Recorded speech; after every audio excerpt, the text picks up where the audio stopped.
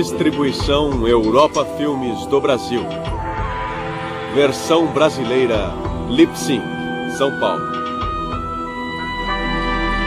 História das religiões.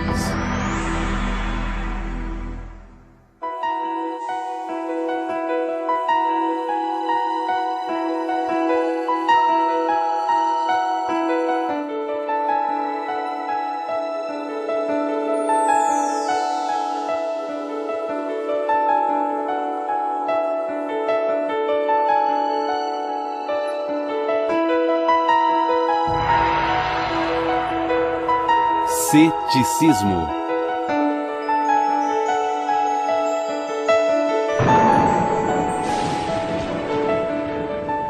Toda a história escrita pode ser vista como uma tentativa de se entender o mundo e o cosmos. Entender nosso lugar em meio a forças formidáveis e por vezes desconcertantes.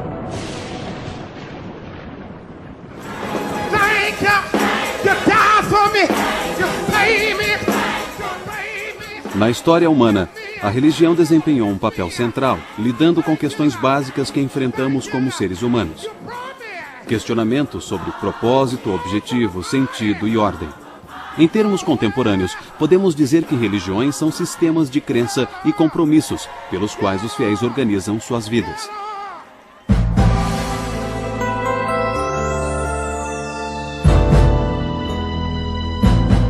Na época atual, as realizações da razão e da ciência superaram em muito as expectativas e os sonhos daqueles que viveram há 1 ou 2 séculos. Muitos chegam a duvidar ou rejeitar as religiões tradicionais existentes, cujas afirmações não podem ser provadas ou validadas pela razão. Na virada do século XXI, a vida no mundo ocidental é bastante secular. Ainda há muitas perguntas sobre o futuro papel da religião e também sobre o que irá proteger os valores que, às vezes, parecem só declarações arbitrárias de escolha ou de crença. Os homens parecem ter entendido desde os tempos remotos que somos criaturas sociais. Cada pessoa nasce dentro de um contexto social que é muito mais amplo do que sua existência individual. E passamos a nos conhecer por meio de nossos relacionamentos neste universo social.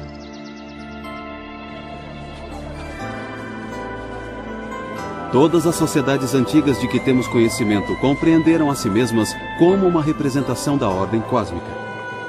Quando falamos em ordem cósmica, estamos dizendo que o universo é um todo coerente no qual cada parte está ligada às outras partes. Acreditar no cosmo é acreditar que tudo no mundo ou em nossa experiência do mundo é parte de uma estrutura maior. Podemos dizer que o cosmo tem um propósito maior bem além do destino de vidas individuais.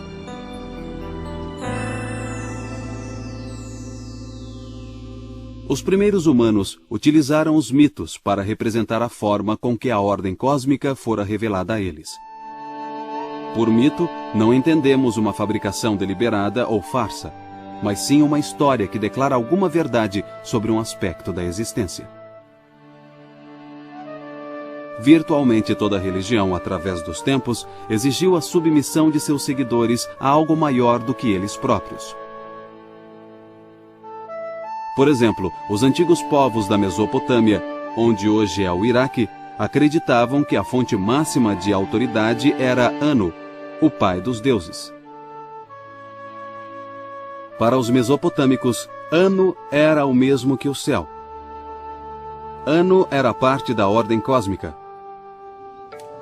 As religiões populares da antiga China, do Japão e da Índia também viam várias formas de divindades na natureza. A maioria das culturas orientais e ocidentais tem alguma noção do que seja a ordem cósmica. Nem sempre configuraram ou estruturaram da mesma forma. No entanto, pensaram em nossa vida e na natureza como algo, digamos, ordenado. O ceticismo abordou essa questão.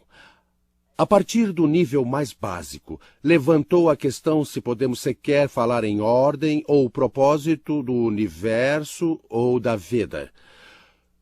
Parece que poderíamos muito bem aprender uma lição com o Oriente, para aplicá-la ao Ocidente. Em chinês, existe a palavra Li. Li se refere Há princípio, ordem, modelo. Os chineses fazem uma analogia com os estriamentos existentes no interior de pedras preciosas, como existem na mais fina jade. Quando observamos contra a luz, vemos essa ordem. Está lá, mas não se pergunta de onde veio isto, como foi criado e quem o criou. Da mesma maneira, por analogia, os chineses percebem a ordem e o propósito da vida, mas eles não questionam. Mas no Ocidente isso levou a muito ceticismo. Os hebreus introduziram uma ideia nova e significativa quando afirmaram que a ordem cósmica é transcendente. Eles disseram que Deus está, de alguma forma, além ou por trás da superfície visível da nossa experiência. Para os hebreus, os céus não são o mesmo que Deus. Os céus são criados por Deus e simbolizam o poder e o significado de Deus. Os antigos hebreus já desenvolviam ideias religiosas bem antes de surgir a filosofia ou a lógica formal.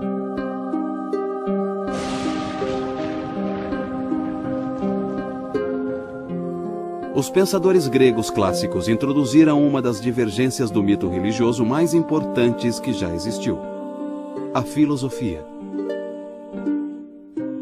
Isso levanta uma questão importante. Qual é a diferença entre religião e filosofia? Na tradição ocidental, a ordem cósmica religiosa inclui um Deus transcendente e pessoal. Essa transcendência significa que existe um mistério supremo no centro da ordem cósmica. A ordem cósmica está além da compreensão humana. Do ponto de vista religioso, a simples noção da vontade de Deus é suficiente para justificar a existência de tudo, embora não explique por que Deus deseja que as coisas sejam como são. Na passagem bíblica de Adão e Eva, a árvore do conhecimento, do bem e do mal, produz frutos que são proibidos para nós. Por isso, insistir em saber a vontade de Deus seria desafiar a vontade de Deus. Mas na filosofia, não pode haver nenhum mistério no cerne das coisas. Acredita-se que a mente humana tem acesso a uma verdade maior que qualquer ordem social ou individual. Na obra intitulada Timaeus, Platão afirma que a descoberta da filosofia deu às pessoas a capacidade de compreender a ordem cósmica. Se jamais tivéssemos visto as estrelas, o sol e o céu, nenhuma palavra que descrevesse o universo poderia ter sido proferida. Mas agora, a visão do dia e da noite, os meses e os ciclos do ano criaram os números e forneceram o conceito de tempo e o poder de indagar sobre a natureza do universo. E daí então surgiu a filosofia, um bem maior do que qualquer bem que jamais foi ou será dado pelos deuses aos homens mortais. Apesar de Platão dizer que a filosofia foi dada ao homem pelos deuses, ele entende que o homem tem o poder de questionar a ordem cósmica e talvez até de compreendê-la.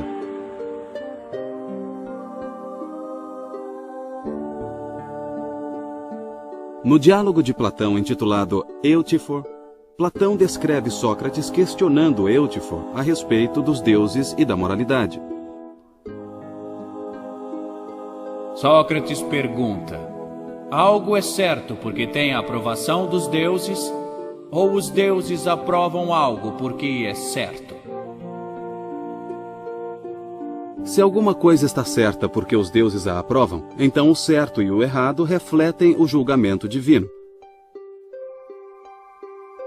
Por outro lado, se os deuses aprovam algo porque é certo, então existe um padrão de retidão, uma ordem ou uma moral cósmica que transcende até os deuses. Sem dúvida, alguns contemporâneos de Sócrates entenderam suas palavras como um ataque às práticas religiosas tradicionais e à negação da existência dos deuses. De fato, Sócrates foi julgado e sentenciado à morte sob a acusação de negar os deuses tradicionais de Atenas.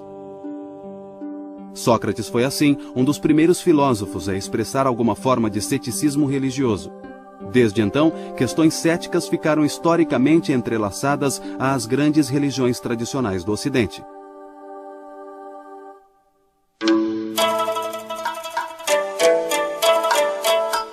Enquanto isso, o grande pensador chinês Confúcio lançava as fundações de uma revolução similar no pensamento chinês.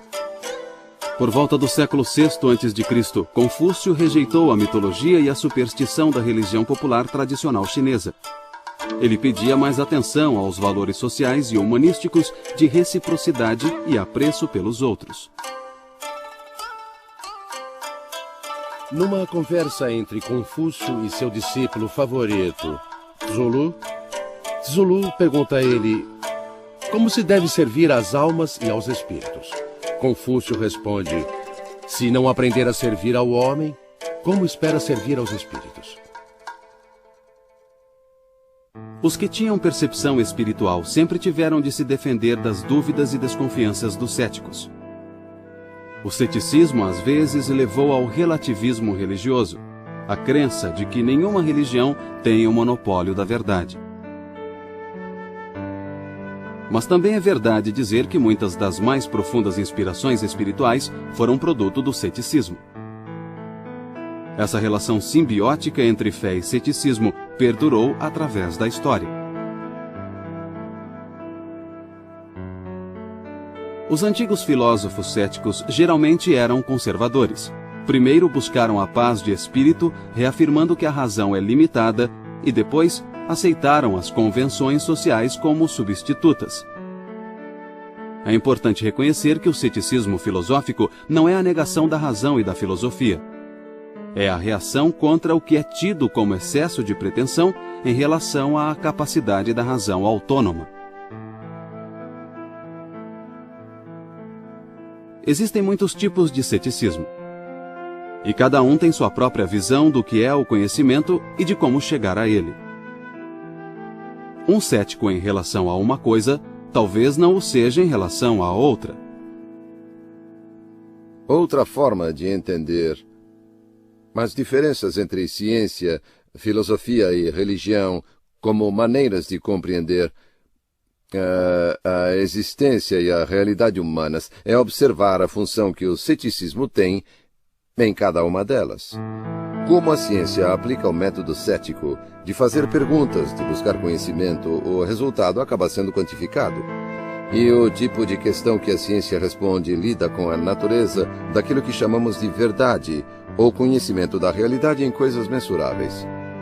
Por outro lado, o ceticismo aplicado à filosofia sempre buscou duas outras coisas, não apenas o tipo de verdade associada ao conhecimento do mundo, mas buscou responder sobre o bem ou o mal, o que é bonito ou o que é feio. Então, quando lidamos com a bondade e a beleza, estamos tratando do que não pode ser posto em fórmulas quantificáveis. Assim, particularmente no início, existiram certas afinidades entre a filosofia e a ciência que as separavam da religião. É um pouco simplista, mas podemos dizer a esta altura que a religião é um esforço para entender o universo em termos sobrenaturais e a filosofia e a ciência em termos naturais. Os antigos hebreus acreditavam que uma ordem cósmica benevolente criada instantaneamente cumprirá os desígnios de Deus no final da história. O cristianismo adicionou 3 coisas a essa noção: o conceito de pecado original, a crença na reencarnação divina de Jesus Cristo e a expectativa de que a raça humana será redimida por meio da Igreja. Mas se a ordem cósmica é divina e benevolente, como o mal pode existir no mundo? Segundo alguns estudiosos, uma religião só fará sentido se aceitarmos suas doutrinas na presença de uma criança à beira da morte. Ou seja, precisamos entender por que um inocente sofre. No século IV d.C., Santo Agostinho foi um dos cristãos mais eminentes a tratar dessa questão. Ele o fez utilizando categorias filosóficas gregas para expressar os ideais e princípios cristãos. Agostinho não reduziu o cristianismo à filosofia. Ele tentou utilizar o poder da filosofia para esclarecer o cristianismo. Segundo Agostinho, o mal não faz parte da ordem cósmica. Ele habita o mundo porque Deus deu à humanidade a liberdade de escolha. Agostinho afirma que o exercício de nossa liberdade seria inútil se não tivéssemos que superar nossa capacidade de autodestruição. Ao contrário de Deus, os humanos são imperfeitos e podem escolher o fracasso ou tomar decisões que não combinam com a nossa salvação. Cristãos como Agostinho não estavam sós ao tentar articular a inspiração religiosa por meio das categorias da filosofia grega clássica. Tomás de Aquino foi um monge dominicano do século XIII que teve grande influência sobre o pensamento da Igreja Católica moderna. Como cristão, Aquino afirmou que a ordem cósmica transcendente realmente existe e que o indivíduo pode alcançar essa ordem através da Igreja. Aquino acreditava que as instituições sociais contribuíam para alcançar o objetivo final do universo, isto é, a salvação dos homens. A Igreja é a instituição mais importante, então o Estado deve servir à Igreja, controlando os assuntos terrenos. Em outras palavras, o Estado tem uma função positiva quanto à ordem cósmica, mas está subordinado à Igreja.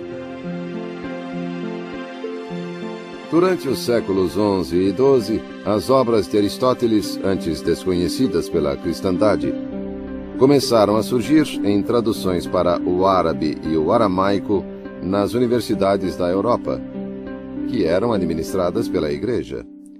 Essas obras desafiaram a Igreja com algumas ideias bastante significativas, porque Aristóteles não achava que o universo fora criado, o universo era eterno. Havia algo que ele chamava de agente intelectual, que sobrevivia à morte do corpo, mas não mantinha uma identidade individual. Mas a imortalidade do ser é um conceito prezado pelos monoteístas ocidentais. Para poder defender a Igreja desses desafios apresentados por Aristóteles, uma das grandes mentes do Ocidente, Tomás de Aquino, iniciou seus estudos sobre Aristóteles. Aquino foi tão bem sucedido em defender a Igreja de Aristóteles que acabou por cristianizar Aristóteles, fazendo dele a base do catolicismo romano moderno. Uma das coisas mais famosas que surgiram daí foram os 5 caminhos de Aquino. 5 argumentos para provar a existência de Deus, todos emprestados de Aristóteles. O argumento da necessidade, já que algo não pode surgir do nada, então algo deve ter sempre existido, e esse algo era Deus. Isso foi tradicionalmente ensinado e visto como provas da existência de Deus. Eu falo dos 5 caminhos. Mas muitas pesquisas recentes sobre Tomás de Aquino evidenciam que essa talvez seja uma interpretação equivocada do que ele quis dizer. Os 5 caminhos apresentados na sua obra Suma Teológica não tratavam de provar a existência de Deus. Aquino não precisava provar isso. Para ele isso já era dado. Esses 5 caminhos eram apenas passos para conhecer como Deus atuava na Terra. A obra de Aquino foi particularmente significativa por causa da forma como outros reagiram a ela. Alguns reagiram a Aquino rebelando-se contra o racionalismo do final da Idade Média e rejeitando o que consideravam arrogância e orgulho. Tentaram mostrar que o conhecimento racional sobre a ordem cósmica transcendente era fundamentalmente incerto e ilimitado. Esses autores compararam a ansiedade da existência humana a uma busca interior espiritual e moral pela ordem cósmica. Mas remavam contra a maré do pensamento racionalista que caracterizou a Idade Moderna. Maré esta dominada pela ciência e pelo humanismo.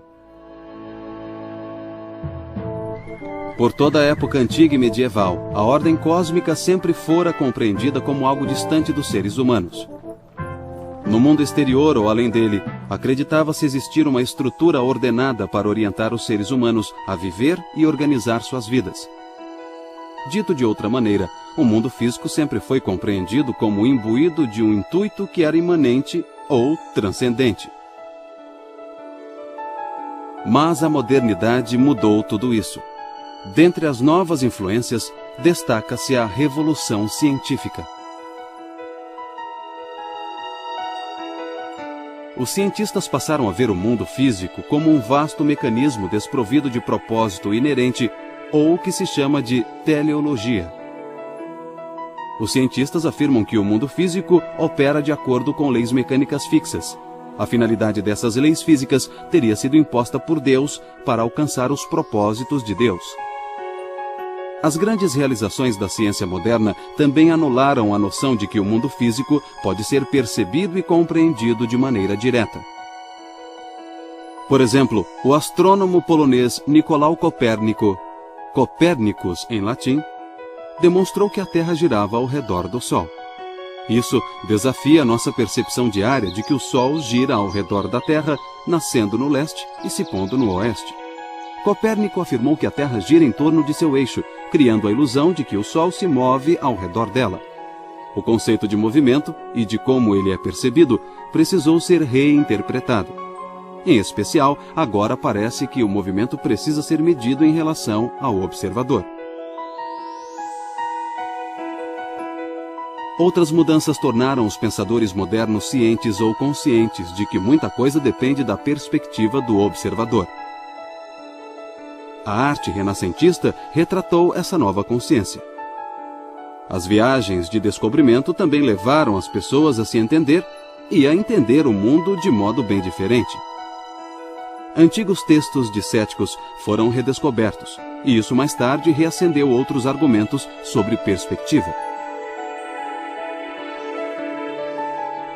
Sem confiança em um propósito ou objetivo externo, ou significado no mundo, muitos pensadores decidiram vasculhar seu íntimo em busca da ordem cósmica.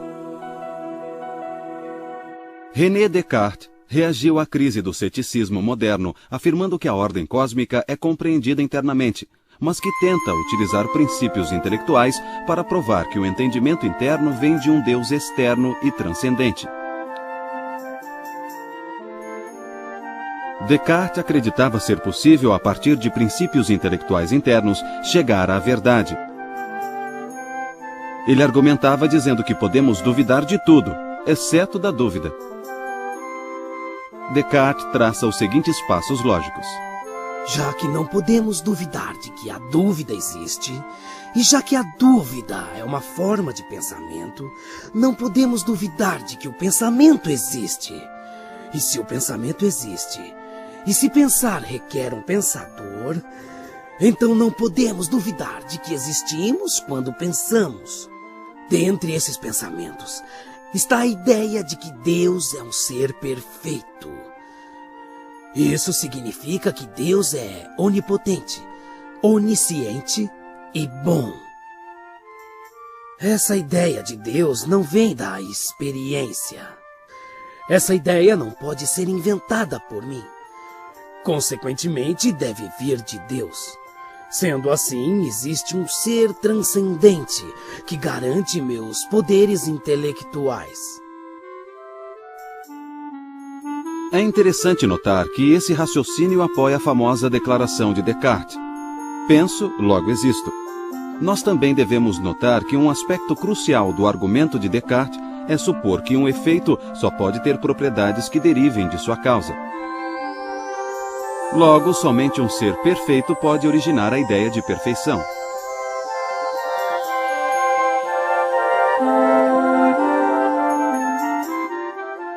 Nos séculos 17 e 18, muitos livre-pensadores procuraram manter a crença em Deus, tornando-a compatível com a racionalidade do iluminismo. A alternativa mais radical à crise do ceticismo na modernidade ainda opera dentro da estrutura religiosa, e afirma que nós alcançamos a ordem cósmica internamente, e que esta ordem cósmica não é uma estrutura externa. Daí talvez venha toda a implicação religiosa da modernidade. Deus não é uma estrutura externa. Essa visão não nega a existência de Deus, nem nega a existência de uma ordem cósmica, nem mesmo nega uma ordem cósmica transcendente. Ao contrário, rejeita as tentativas anteriores de explicar tal ordem e a maneira como os homens a entenderam. essa visão procura capturar internamente a ordem cósmica que é prática ou moral, ao invés de teórica ou intelectual. O mais notável advogado desse conceito moral da ordem cósmica foi o filósofo prussiano do século XVIII, Immanuel Kant. Kant dizia que a ordem ou estrutura está baseada em como nós percebemos as coisas e não em uma qualidade objetiva do cosmo em si. Para chegar a essa conclusão, Kant começa por dizer que nossa experiência moral consiste em nos elogiar ou nos culpar pelos atos que praticamos. Mas tal culpa só faz sentido se formos responsáveis por nossos próprios atos. E só podemos ser responsáveis se tivermos livre-arbítrio. Para Kant, a vontade humana é uma vontade moral. Sua autonomia consiste na autossubordinação e não na autoafirmação. Esse conceito é o correspondente moderno das lições de Platão de que compreender a nós mesmos é fundamental e compreender o mundo é mera consequência. O argumento de Kant também é o equivalente moderno de Agostinho, que dizia que o ceticismo pode ser superado apenas se apelarmos a uma fonte moral interna. Por fim, Kant afirma que nossa vida moral faz sentido apenas como afirmação de uma atitude religiosa perante o mundo. Nosso compromisso com o que é certo e errado deve vir da crença ou da fé, não de provas. Kant argumentou que não podemos obter moralidade da religião, nem religião de Deus, porque em última instância não há nenhuma prova da existência externa de Deus. Assim, Deus e religião devem ser compreendidos pela sua relação interna com a nossa experiência moral. Essa revolução transcendental no pensamento filosófico não é uma forma de ceticismo, exceto aos olhos de seus detratores.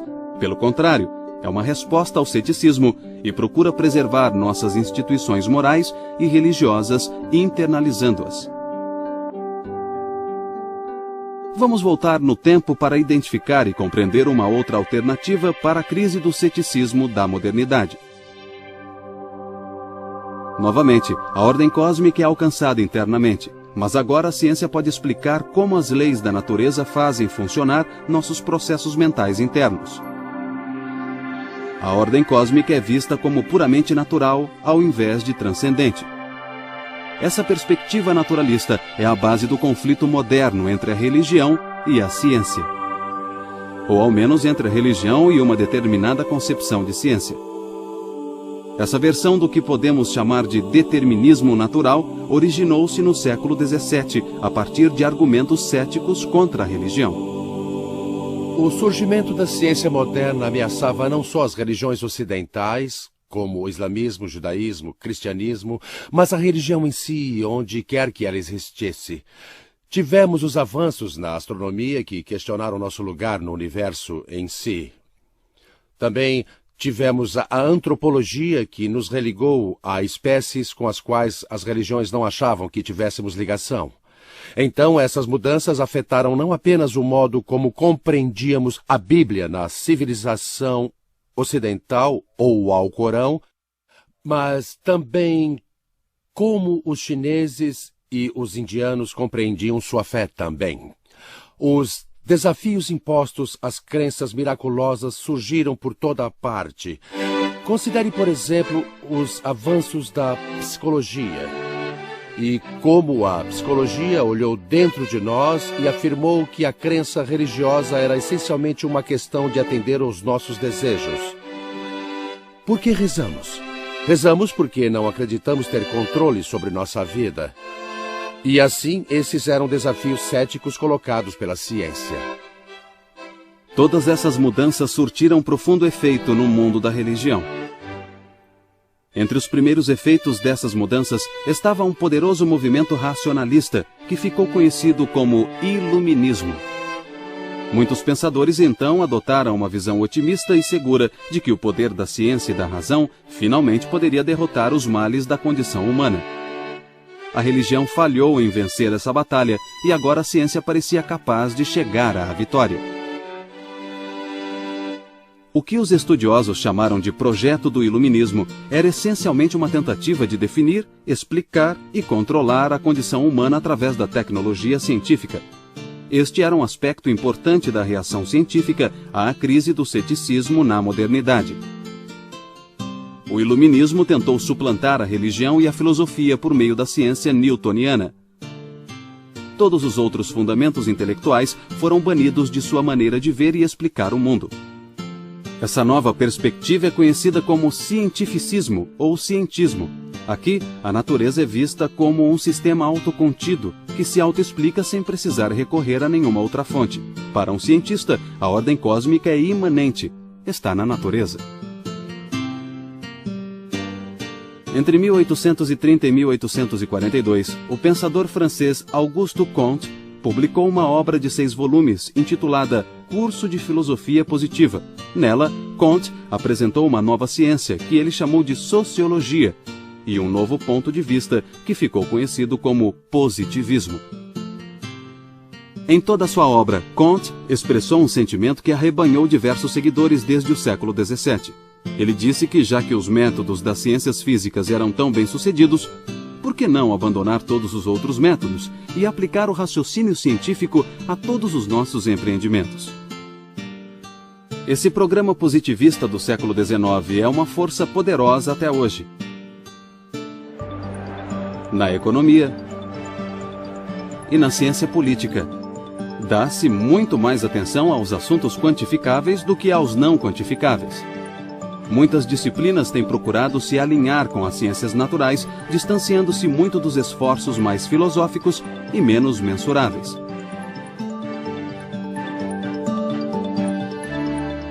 Os defensores do iluminismo também usaram as ciências sociais recém-estabelecidas para explicar a poderosa força psicológica por trás do que consideravam convicções religiosas errôneas. Sigmund Freud, fundador da psicanálise, afirmou que Deus é uma fantasia. Ele diagnosticou as crenças religiosas como uma ilusão baseada no desejo de poder ou de ordem que não existe. Sigmund Freud estava entre aqueles que reagiram com respostas seculares e científicas à crise do ceticismo moderno. Nesta visão, as concepções de uma ordem cósmica são meras ilusões ou criações humanas. Nesta visão, não existe ordem cósmica. Os positivistas tinham desbancado a religião e agora queriam fazer o mesmo com a ciência. Na verdade, seus defensores chegaram a essa visão em etapas.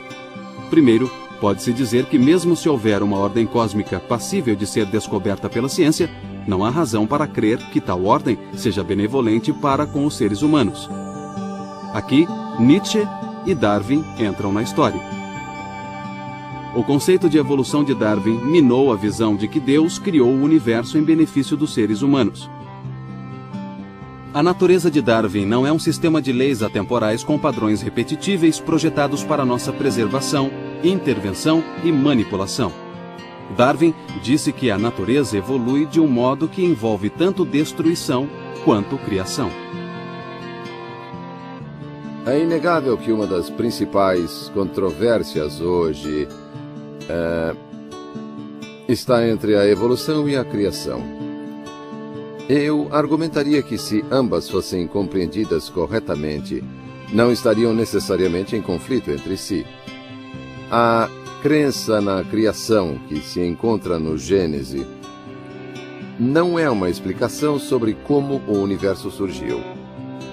Explica o sentido e o propósito. Em outras palavras, o que a religião nos diz é por quê, e o que a ciência nos diz é como. Em primeiro lugar, o que lá é considerado dias podem ser milhões de anos. E os processos pelos quais a inteligência humana surgiu e tornou-se parte do universo através da evolução é algo que não foi feito em dias ou então instantaneamente, mas que demandou milhões de anos. Friedrich Nietzsche, o filósofo alemão mais influente da última metade do século XIX, interpretou a ordem moral de Kant à luz de Darwin. E deu mais uma guinada. Nietzsche disse que a ordem transcendental é de fato uma criação humana e que mesmo as noções de natureza e ciência foram criadas pelos homens. A expressão mais famosa de Nietzsche é a mensagem de um de seus personagens, Zaratustra, que diz: Deus está morto. Nietzsche rejeita a existência de qualquer realidade transcendente e diz que o conceito judaico-cristão de Deus é uma mentira que não merece nenhum crédito. A morte do Deus, observa Nietzsche, pode ser lenta. Seu impacto pode não ser sentido de imediato mesmo por aqueles que a reconhecem. O hábito da crença religiosa pode perdurar entre os incultos. O fervor religioso pode até mesmo aumentar devido à crescente ansiedade com as consequências dessa perda. Mas Nietzsche está convencido de que a visão religiosa do mundo e os valores religiosos estão em decadência. E adverte que seu colapso conduzirá a uma crise de magnitude sem paralelos. Assim, ele anuncia o que chamou de advento do niilismo. O niilismo bate à porta. A crença em Deus como verdade se transforma em fé fanática. Tudo é falso.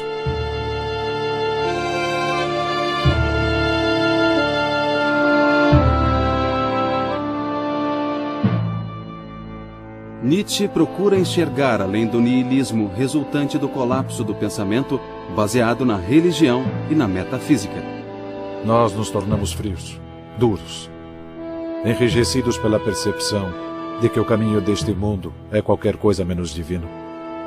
O conhecemos bem. O mundo em que vivemos é ímpio, imoral, desumano. Nós o interpretamos falsamente durante muito tempo, de acordo com os desejos da nossa reverência, de acordo com nossas necessidades. Nietzsche faz um apelo para que a vontade se afirme corajosamente. A humanidade escolherá o vazio para não ser esvaziada de escolha. Ele está dizendo que a humanidade, ao invés de aceitar o vazio, vai preferir a destruição pela destruição. Dito de outra maneira, a alternativa para a afirmação é descer em direção à destruição e à morte. Muitos interpretaram as guerras mundiais do século XX como realizações da visão de Nietzsche. Contudo, elementos de moralidade ainda persistem em Nietzsche quando ele diz que há mais poder no autocontrole, na filosofia e na arte do que na sujeição do outro. A questão do existencialismo, e em especial seu relacionamento com a vida humana, foi muito mal compreendida, a meu ver. O existencialismo ficou estereotipado como uma concepção ateísta que acaba argumentando que a vida é absurda ou sem sentido. Certamente, alguns existencialistas menores tomaram essa posição. Mas, para mim, os existencialistas mais importantes não favoreceram esse ponto de vista. Nesse sentido, existem dois tipos de existencialismo, o que pode ser chamado de existencialismo ateísta e, na falta de um termo melhor, o teísta, ou melhor, o existencialismo religioso. Os existencialistas ateístas ficaram mais conhecidos, e essa é a razão do estereótipo. Mas mesmo esses existencialistas não diziam que a vida era totalmente desprovida de sentido. Como ateístas, eles argumentam que, como não há experiência transcendente na vida humana de um Deus ou divindade, nenhum sentido pode surgir daquilo que está além do homem. E a maioria argumentou que, como a natureza é neutra, o sentido, o valor e o propósito não podem vir da natureza. Mas Albert Camus, Jean-Paul Sartre e Nietzsche, os três existencialistas ateístas mais conhecidos, à sua maneira indicaram que há várias formas de os seres humanos darem sentido às suas vidas. Alguns enfatizaram a coragem necessária ao indivíduo para ele criar esse sentido. Nietzsche e Sartre em especial. Mas em Camus encontramos a percepção de que os relacionamentos humanos de amor e alegria dão significado às nossas vidas. Assim mesmo, os existencialistas ateístas não argumentaram que a vida é sem sentido. Apenas dizem que não acharemos esse sentido em um Deus ou na indiferença da natureza. No século XX, o Estado cresceu rapidamente na América e na Europa, dominando e dramaticamente expandindo um papel que antes tinha sido das instituições religiosas: o papel assistencial e social. Saúde, educação e instituições sociais financiadas pelo Estado marginalizaram o papel das igrejas e das sinagogas. A doutrina que separava a igreja do Estado tem sido interpretada cada vez mais literalmente. Isso isolou ainda mais a religião das iniciativas sociais e do debate público sobre elas. O impacto cumulativo da crise do ceticismo moderno talvez possa ser melhor observado na obra de Thomas Henry Huxley, um eminente cientista britânico do século XIX. Quando jovem, Huxley abraçou o teísmo, acreditando que a ordem e o projeto da natureza são evidentes e que existe um autor infinito. Em 1869, após ler Darwin, Huxley passou a rejeitar o teísmo e criou o termo agnosticismo para descrever sua posição. Um agnóstico acredita que as perguntas sobre a natureza suprema do universo não podem ser respondidas. Não há nenhuma base para se crer em uma realidade transcendente. Consequentemente, não devemos julgar essa questão. Huxley tratou disso como uma questão real a respeito de uma estrutura externa, e ele afirmava que era imoral defender uma posição para a qual não há uma evidência lógica satisfatória. Huxley achava que mesmo a ciência e os padrões da racionalidade devem conter certos valores. Não podem operar em circunstâncias desprovidas de quaisquer valores. Mas o universo não diz que valores devemos adotar. Huxley observou o governo divino do universo e o considerou amoral. É uma mistura de prazer e de dor, e isso tem pouco a ver com moralidade. Isso nos deixa com uma pergunta: se os valores morais não se baseiam no que descobrimos sobre a natureza, e se os valores morais não devem ser rejeitados completamente, então como podemos dar sentido à nossa vida moral? Durante séculos, especialmente no Ocidente, pensava-se que a moralidade estava restrita e conectada à religião de cada um. Agora, no entanto, os discípulos de Huxley e de Darwin, os novos cientistas, chamados de sociobiólogos, estão encontrando precursores do moralismo humano em espécies que nem humanas são: os primatas superiores. De muitas maneiras, a ciência tem sido uma das histórias de maior sucesso da Idade Moderna. A saúde humana e a prosperidade tiveram grandes avanços devido à teoria dos germes que causam doenças, ao uso da eletricidade, ao conhecimento químico e a inúmeras outras descobertas e melhorias científicas e tecnológicas. Com esse conhecimento científico recém-descoberto, apareceram muitas novas percepções filosóficas, bem como novas perguntas e problemas. Dentre as revoluções intelectuais mais profundas está a teoria da relatividade, que enfatiza o papel do observador em vez do objeto observado. Em termos leigos, ciência e filosofia descobriram que o que você vê depende de onde você está. E essa noção trouxe consequências para a teologia, principalmente para as doutrinas religiosas tradicionais que reivindicam a verdade suprema e objetiva. O relativismo veio a ser uma característica marcante, não somente da ciência e da filosofia, mas também da religião e da moralidade. No fim do século XX, muitos teólogos aceitaram a ideia de que todas as crenças religiosas são essencialmente válidas e iguais, mas nenhuma pode reivindicar a verdade absoluta. Ao contrário, crenças religiosas e princípios morais são vistos como pessoais, uma questão de gosto e escolha pessoal. 2 milênios depois de serem reconhecidos, os problemas levantados pelos antigos céticos ainda não foram resolvidos, seja pela filosofia, teologia ou ciência.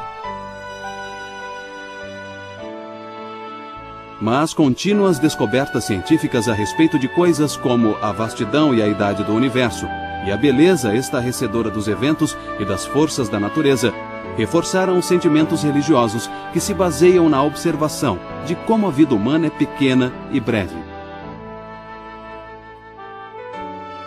Ainda resta a profunda questão sobre o significado de estar vivo.